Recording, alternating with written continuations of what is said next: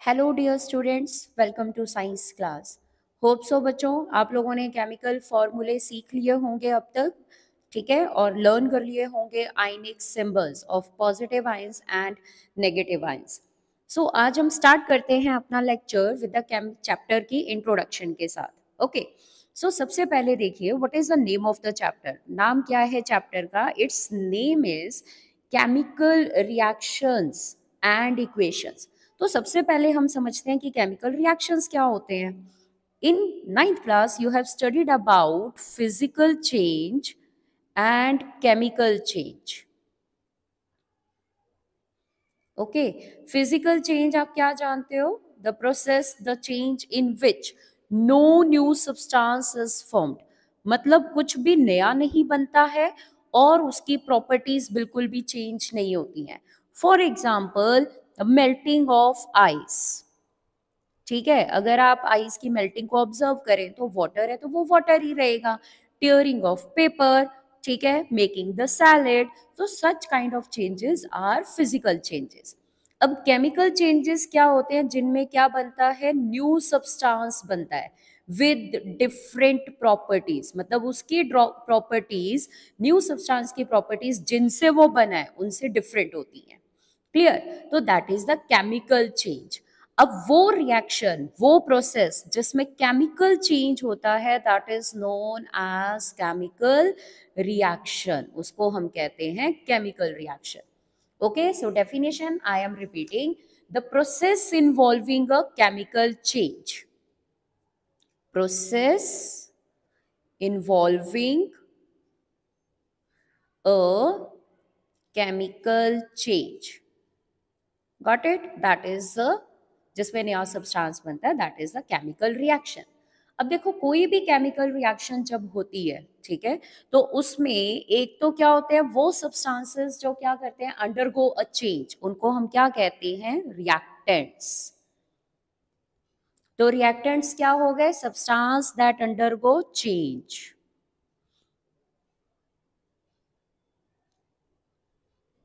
Undergo change. और reactants combine करके या रिएक्ट करके क्या बनाते हैं हमारे पास? प्रोडक्ट्स। वो क्या है? हमारा न्यू सब्सटेंस है, जो भी आपका नया सब्सटेंस बन रहा है। So that is the product. अब आपको एक चीज और पता होगी कि रिएक्टेंट्स और प्रोडक्ट को हम कैसे पॉइंट करते हैं? बाय राइटिंग वन एरो, ठीक है, जिसका हेड जो है that is towards the products, कि दीज रिएक्टेंट्स कंबाइन और react to form this product. ठीक है, नया सब्सटेंस बन रहा है। ओके, अब देखिए, अगर आपको केमिकल रिएक्शन की डेफिनेशन समझ में आ गई है तो नेक्स्ट इज केमिकल इक्वेशन। ठीक है, केमिकल इक्वेशन क्या होती है ये आपकी बुक में थोड़ा सा आगे दिया हुआ है टॉपिक, पर चलो कोई बात नहीं, मैं आपको अभी बताती हूँ इसको। ठीक है, द केमिकल इक्वेशन क्या होती है? जब आप क्या करते हो, केमिकल रिएक्शन को सिंबॉलिकली रिप्रेजेंट करते हो, the symbolic representation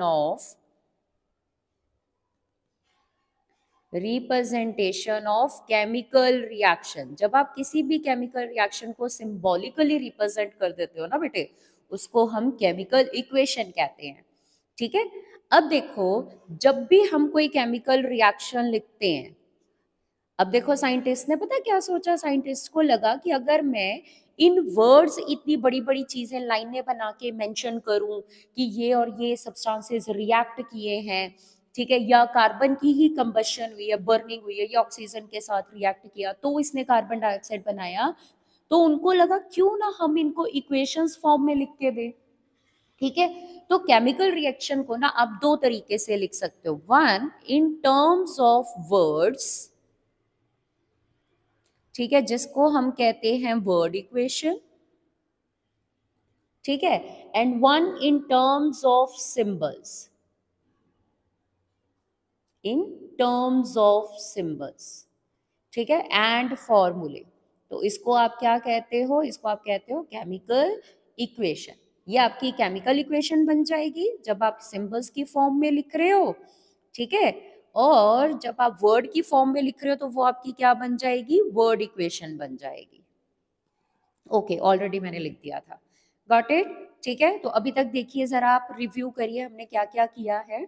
what we have discussed, physical change, chemical change, new substance formed with different properties. तो वो प्रोसेस जिसमें केमिकल चेंज होता है that is the chemical reaction.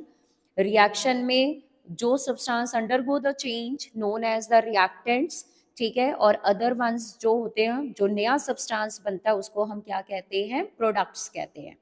ठीक. उसके बाद हमने करा chemical equation. What is the definition of the chemical equation? It is the symbolic representation of chemical reaction. Paper में पूछा जाए तो you can write this one. फिर हमने करा कि केमिकल रिएक्शन आप दो तरीके से लिख सकते हो, one in the form of the word and one in the form of symbols and फॉर्मूले. ठीक है, तो इतना अभी तक हमने थोड़ी सी इसके बारे में हमने डिस्कशन करी है. Now move to the next. Next क्या है अब हमारे पास? नेक्स्ट बेटे अब ये पता लगाना है कि कैसे आप बोलोगे. Now just discuss some examples. ठीक है, हम डिस्कस करते हैं जो आपकी बुक में देखो स्टार्टिंग में ही गिवन है, आपके फर्स्ट पेज पे गिवन है. ठीक है, डिफरेंट एग्जांपल्स कि जो जिनसे आप ये बता सकें कि हाँ यहाँ पर कोई केमिकल चेंज हो रहा है या नहीं हो रहा है. ठीक है, तो consider the following situations of daily life. For example, milk is left at room temperature during summers. तो सोचिए क्या होता है, दैट कर्डल्स, तो कर्ड बन जाता है. ठीक है, क्या यहाँ पर कोई केमिकल चेंज हुआ, न्यू सब्सटेंस बना? Yes, the curd is the new substance. It is sour in test, ये आप सबको पता है. ठीक है, और केमिकली अगर हम बात करें तो lactose sugar get converted to lactic acid, जिसकी वजह से आपका दही खट्टा होता है. Got it? तो ये केमिकल चेंज है. An iron tawa pan nail is left exposed to humid atmosphere, तो उसकी रस्टिंग हो जाती है. ठीक है, iron reacts with oxygen moisture and it will form the rust, और रस्ट का फॉर्मूला होता है Fe2O3.XH2O.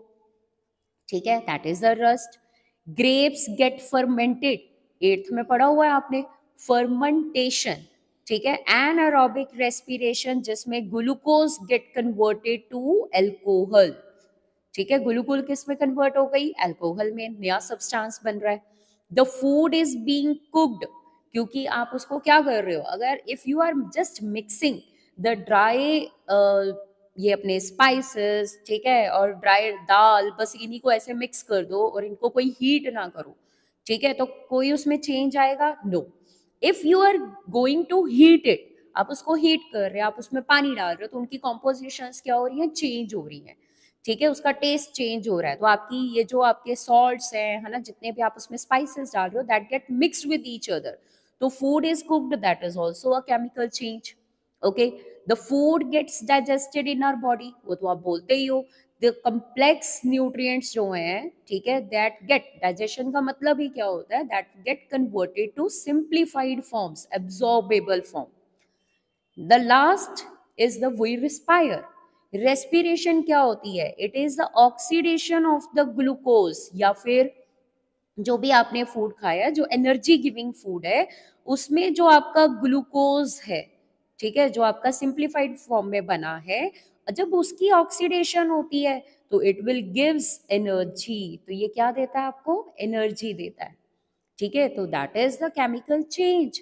तो ये जितनी भी एग्जांपल्स आपने करी, इसका मतलब आपकी डेली लाइफ में so many examples are there जहां पर क्या होता है, केमिकल चेंज होता है. ठीक है, तो इसका मतलब इनकी केमिकल रिएक्शंस भी हो सकती हैं. अब देखो, अब क्वेश्चन ये अराइज होता है कि कोई भी केमिकल रिएक्शन जब होती है तो ये अब आप कैसे पता लगाओगे, ठीक है, कि उनके क्या करेक्टरिस्टिक फीचर्स होंगे. आप कैसे बोलोगे कि ये केमिकल चेंज है या ये केमिकल रिएक्शन है. तो हेयर आर फ्यू करेक्टरिस्टिक्स, और उन फ्यू करेक्टरिस्टिक्स को पढ़ने के लिए बेटे हमें ना एनसीईआरटी में 3 एक्टिविटीज दी हुई है.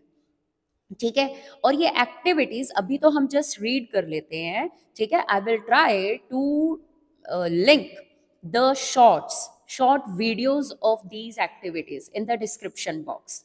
ठीक है, वो आई विल ट्राई, क्योंकि मैं चाहती हूँ कि आपको सिर्फ थियोरेटिकल नॉलेज नहीं मिले, आपको प्रैक्टिकल नॉलेज भी मिलनी बहुत ज़रूरी है. उससे क्या होता है, हमारी ऑब्जर्वेशन स्किल्स जो हैं वो डेवलप होती हैं और हम अच्छे से पेपर में आंसर कर सकते हैं. ठीक है, तो चलिए अब हम देखते हैं first activity, that is the activity 1.1. क्या कहती है ये, क्लीन अ मैग्नीशियम रिबन. आप सबने मैग्नीशियम रिबन देखा होगा. ठीक है, अब क्लीन क्यों करना है? क्लीन करने का एक पर्पस है, ये आपके इन टेक्स्ट क्वेश्चन है, ठीक है। सबसे पहला क्वेश्चन है ये आपकी बुक का कि मैग्नीशियम रिबन को क्लीन क्यों किया जाता है। Why there is a need to clean the magnesium ribbon with the sand paper. Sand paper आपने देखा होगा, रेग मार्क भी इसको हिंदी में बोला जाता है, ठीक है। तो मैग्नीशियम रिबन को क्यों हम क्लीन करते हैं? टू रिमूव, क्योंकि ये देखो एयर में, एयर के कांटेक्ट में आके मे भी इसके ऊपर कोई मैग्नीशियम ऑक्साइड की लेयर हो सकती है, ये या ये किसी गैस के साथ रिएक्ट किया होगा, ऑक्सीजन के साथ रिएक्ट किया होगा, क्योंकि ऑक्सीजन मोस्टली सबके साथ रिएक्ट कर जाती है। तो उसके ऊपर जो भी लेयर होगी ना ऑक्साइड की, उसको रिमूव करने के लिए we will clean it with the sand paper. हम इसको सैंड पेपर से क्लीन करते हैं। Hold it with a pair of tongs. Tongs, ये देखो, ये पिक्चर में देखो टोंग दिख रहा है आप लोगों को, ठीक है। ये थोड़ा हम इसको यहाँ से डिलीट कर देते हैं, चलिए, ठीक है। So this is the tong, जिसको आप हिंदी में चिमटा भी बोल सकते हो। Burn it using a spirit lamp और burner and collect the ash so formed in a watch glass as shown in the figure. Burn the magnesium ribbon keeping it away as far as possible from your eyes. What do you observe? अब देखो 10th में ना ये चीज जाननी बहुत जरूरी है कि पेपर में क्वेश्चन एक्टिविटी बेस्ड भी आ सकते हैं, और उसमें क्या पूछा जाता है कि व्हाट यू हैव ऑब्जर्व, तुमने क्या ऑब्जर्व किया, ठीक है। तो अगर आप पिक्चर इधर देखिए साथ में फिगर 1.1, तो मैग्नीशियम रिबन है, टोंग से उसको बर्न कर रहा है। इधर ये वॉच ग्लास है, ठीक है, छोटी सी, और इसके अंदर मैग्नीशियम ऑक्साइड कलेक्ट हो रहा है। सो लेट्स सी कि अब हो क्या रहा है ना। अभी हम देखते हैं इसको। देखो यहां पर हुआ क्या है, मैग्नीशियम जो है जब आप उसको बर्न करते हो ना, तो व्हाट आर द ऑब्जर्वेशन। सबसे पहले तो आपको ऑब्जर्वेशन समझनी जरूरी है, आपने 8th में देखी भी होगी एक्टिविटी, ठीक है। Number 1, it burns with dazzling white flame. बहुत ही चमकीली वाइट सी फ्लेम के साथ ये क्या करता है, बर्न करता है, डेजलिंग वाइट फ्लेम के साथ, ठीक है। और बर्न करने के बाद इट लीव्स द ऐश, ठीक है, नीचे राख बच जाती है, कौन से कलर की, वाइट कलर की। क्लियर। अब अगर हम इसको थोड़ा सा और समझें, ठीक है, लीव्स ऐश मतलब हुआ क्या है, अब केमिकली व्हाट हैपेंस। केमिकली देखो क्या हुआ है, जब भी आप किसी चीज को बर्न करते हो, मतलब आपने मैग्नीशियम को ही बर्न किया है, ठीक है, तो ये किसकी किसकी प्रेजेंस में कंबशन होता है, as we all know, oxygen. तो ऑक्सीजन के साथ जब ये रिएक्ट करेगा magnesium, then it will form magnesium oxide. क्या बनाएगा ये, मैग्नीशियम ऑक्साइड बनाएगा। और ये कौन से कलर का पाउडर है, वाइट कलर का, ठीक है। तो ये हुई ना केमिकल रिएक्शन। वैसे तो मैग्नीशियम और ऑक्सीजन अलग अलग रिएक्ट किए, अलग अलग थे, ठीक है, और ये दोनों कंबाइन करके इन्होंने क्या बना दिया, मैग्नीशियम ऑक्साइड बना दिया। क्लियर। तो अब आप अगर थोड़ा सा इधर ध्यान दें, तो ये कैसा था, मैग्नीशियम रिबन था ना, तो ये सॉलिड था। ऑक्सीजन कैसी थी, गैस थी। मैग्नीशियम ऑक्साइड कैसा है, सॉलिड है। और आपने इसको हीट किया है, ठीक है। तो अब देखो नया सब्सटेंस बन गया बाय हीटिंग इट। और बर्न करने के बाद ये क्या कर रहा है, एक वाइट फ्लेम के साथ हीट अप होके, गर्म होके ये लाइट प्रोड्यूस कर रहा है और फ्लेम के फॉर्म में बर्न हो रहा है। तो दिस इज योर एक्टिविटी 1.1। तो बेटे ऑब्जर्वेशंस नोट करनी बहुत जरूरी है, you have to note it down these observations in your book और इन योर नोटबुक। क्लियर। चलिए, now see the next activity, ठीक है, एक्टिविटी 1.2। अच्छा, क्या मैं इनके हम वो लिख सकते हैं, इक्वेशंस लिख दें इनकी in the form of the symbols. Let's see. देखो मैग्नीशियम, मैग्नीशियम एक मेटल है, ये मोनो एटॉमिक फॉर्म में ही एग्जिस्ट करती है, मतलब सिंगल एटम ही अकेला एग्जिस्ट कर जाता है, तो इसको हम लिखेंगे Mg, सिंबल्स की फॉर्म में हम लिखते हैं ना, ठीक है। ऑक्सीजन, ऑक्सीजन हमेशा गैस के फॉर्म में एग्जिस्ट करता है, तो ये क्या बनेगा, O2, ठीक है, ये आपको समझना पड़ेगा। O2, oxygen always exist in the form of a gas, यानी कि डाई एटॉमिक मॉलिक्यूल की ही फॉर्म में ये एग्जिस्ट करता है। अब हम फॉर्मूला बनाएंगे मैग्नीशियम ऑक्साइड का।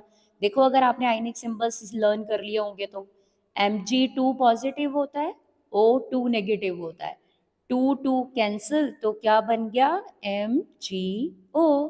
बस होगी इक्वेशन, सो इजी। ठीक है, बाद में तुम भी बोलोगे कि मैम ये तो बहुत इजी है लिखनी, तो प्रैक्टिस करना बहुत जरूरी है। ठीक है, सो स्टे ट्यून्ड और हमारे साथ प्रैक्टिस करते रहना है। चलिए, अब हम इसको बैलेंस नहीं कर रहे, वो मैं आपको बाद में सिखाऊंगी। Now come to the activity 1.2। अगर आप 1.2 एक्टिविटी देखें तो 1.2 एक्टिविटी में क्या हो रहा है, देखो 1.2 एक्टिविटी क्या कह रही है, टेक लेड नाइट्रेट। ठीक है, क्या लेना है आपको, लेड नाइट्रेट लेना है। ये मैं आपको दिखाऊंगी एक्टिविटी में। सॉल्यूशन लेना है। सॉल्यूशन का मतलब क्या है, डिसॉल्व इन वाटर। जब भी सॉल्यूशन वर्ड आ जाए ना, तो सॉल्यूशन का मतलब होता है कि आपने इसको वाटर में डिसॉल्व करना है। क्लियर, ठीक है। Add potassium iodide solution to this. अब इसमें आप क्या ऐड कर दो, पोटाशियम आयोडाइड, पोटाशियम आयोडाइड, वो भी क्या लेना है आपने, सॉल्यूशन। ठीक है, सॉल्यूशन लेना। ये एक्टिविटी वैसे हम आगे दोबारा भी पढ़ेंगे।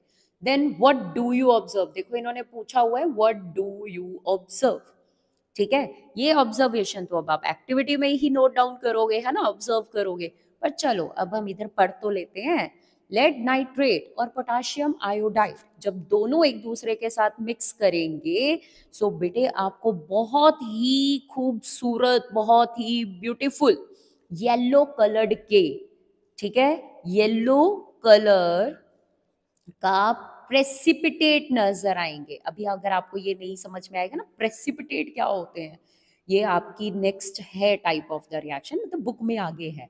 ठीक है, सो डोंट फील कि आपको अभी समझ में नहीं आ रहा है। ठीक है, देखो येलो कलर का सॉलिड बनेगा।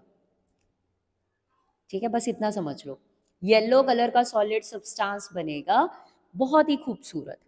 ठीक है, येलो कलर के प्रेसिपिटेट हम इनको वैसे लैंग्वेज में, साइंस की लैंग्वेज में बोलते हैं।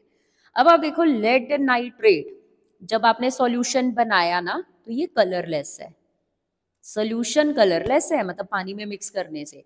अदरवाइज लेड नाइट्रेट जो सॉल्ट होता है ना, उसका कलर कौन सा है, वाइट। अब आप खुद सोचो, वाइट नमक होता है NaCl, उसको आप पानी में डालते हो तो पानी कोई व्हाइट कलर का बनता है। सॉल्यूशन जब नमक वाला जो पानी है वो व्हाइट कलर का होता है, नहीं ना, दैट इज कलरलेस। ऐसे ही सेम बेटे पोटाशियम आयोडाइड के साथ भी है, ये भी कलरलेस सॉल्यूशन बनता है, जबकि होता ये भी व्हाइट है। ठीक है, तो जब आप दोनों को, मतलब चलो बिल्कुल कलरलेस का मतलब ये नहीं बिल्कुल क्लियर सॉल्यूशंस बनते हैं। ठीक है, जब आप इन दोनों कलरलेस सॉल्यूशंस को मिक्स करोगे तो देखो नया चेंज कलर। आपने तो दो सॉल्यूशन मिक्स किए थे तो सॉलिड कैसे बन गया, तो इसका मतलब कुछ ना कुछ तो नया सब्सटेंस बना है। क्या क्या चेंजेस आई हैं, देखो आपने तो सॉल्यूशंस लिए थे, मतलब लिक्विड्स लिए थे, यहाँ पर आपके पास सॉलिड बन गया। One of the product is solid. ठीक है, तो ये क्या है, केमिकल चेंज। मतलब आप क्या कर रहे हो, आप ये आइडेंटिफिकेशंस कर रहे हो कि आप कैसे आइडेंटिफाई कर सकते हो कि गिवन रिएक्शन जो है ना, वो एक केमिकल चेंज है या केमिकल रिएक्शन है। क्लियर, चलो इसके ना वो लिख लेते हैं, सिंबल्स लिखें। लेड नाइट्रेट, लेड होता है Pb2 पॉजिटिव, नाइट्रेट होता है NO3 नेगेटिव। ठीक है, क्रिस क्रॉस करेंगे, फॉर्मूला क्या बनेगा, PbNO3 ट्वाइस। ठीक है, plus potassium iodide, potassium iodide, potassium होता है K पॉजिटिव, आई आयोडाइड होता है I नेगेटिव, क्या बनेगा, KI बनेगा। ठीक है, एक्चुअल में यहाँ क्या होगा वो मैं आपको अभी नहीं बताऊंगी कि क्या इधर मैकेनिज्म है, क्यों, क्योंकि ये अभी आगे आएगा हमारी बुक में। ठीक है, नेक्स्ट टॉपिक्स में है ये हमारे, तो अभी हम अपने दिमाग पे बर्डन नहीं डालते, अभी हमने चलो इनके फॉर्मूले लिखने सीख लिए। ठीक है, चलिए now come to the activity 1.3। बेटे बड़ी इंपॉर्टेंट है 10th में एक्टिविटीज, तो आपने बहुत ध्यान से सुननी है। ठीक है, और देखनी है। अब एक्टिविटी 1.3 देखिए आप, वो क्या कह रहा है, वो कह रहा है टेक अ जिंक ग्रेन्यूल्स। ठीक है, few zinc granules in a conical flask और अ टेस्ट ट्यूब। एक आप टेस्ट ट्यूब ले लो, ठीक है, और उसमें आप जिंक डाल दो। ले लिया जिंक, बेटे देखने में पता है कैसा होता है, सिल्वरी सा ही होता है, ग्रे से कलर का, सिल्वर ग्रे आप ऐसे बोल सकते हो। मेटल है, लस्ट्रस तो होता ही है। एड डाइल्यूट हाइड्रोक्लोरिक एसिड और सल्फ्यूरिक एसिड, ठीक है, आप इसमें डाइल्यूट की जगह बेटे कॉन्सेंट्रेटेड डालोगे तो रिएक्शन ज्यादा अच्छे से क्लियर होगा। H2SO4 डाल दो या HCl डाल दो। Handle the acid with care, obviously harmful होते हैं।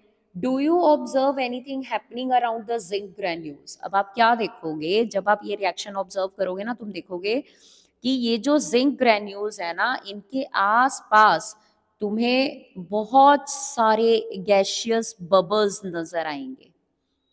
ठीक है, क्या नजर आएंगे? गैशियस मतलब बहुत सारे बबल्स नजर आएंगे।